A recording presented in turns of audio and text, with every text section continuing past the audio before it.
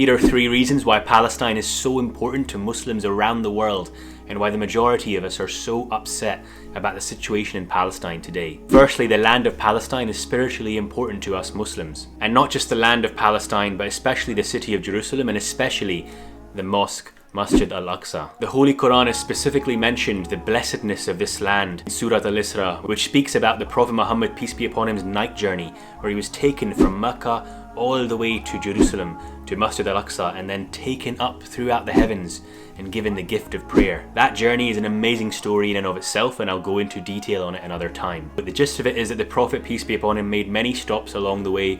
He spoke to souls of prophets, he met with Allah subhanahu wa ta'ala. It was a special night in Islam. As well as that, the Prophet Muhammad, peace be upon him, told us not to take any journey to any masjid around the world except for three special mosques. The Prophet's Mosque in Medina, Masjid al-Haram in Mecca, and Masjid al-Aqsa in Jerusalem. That hadith elevates the status of Masjid al-Aqsa in Islam.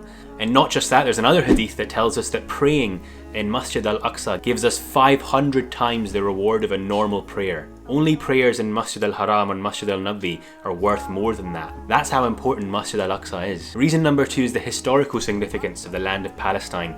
This is the land that's been blessed by Allah. There's a hadith that says that there's not a single handspan of land in the land of Al-Quds or Jerusalem in which a prophet or angel of Allah hasn't stepped foot. So many prophets have been sent down by God, by Allah, to these lands. This was the land where the Prophet Moses, Prophet Musa, was promised to enter with his people, but he and his people couldn't do so because of their arrogance and disbelief. This is the land where the Prophet David or Dawood established his famous kingdom. This is the land where the Prophet Jesus or Prophet Isa was sent down by Allah by miraculous birth through the Virgin Mary, Hazrat Maryam alayhi salam. And as I said before, there's not one handspan of this land that hasn't been touched by a previous prophet or an angel of Allah. That continuity of prophethood makes it a historically blessed land, a special land in this world, and it's a land that's been especially blessed by Allah. And this brings me on to the 3rd reason and the reason for this video, and that of course is the oppression that's going on, the injustice. We Muslims can't help but feel heartbroken at the suffering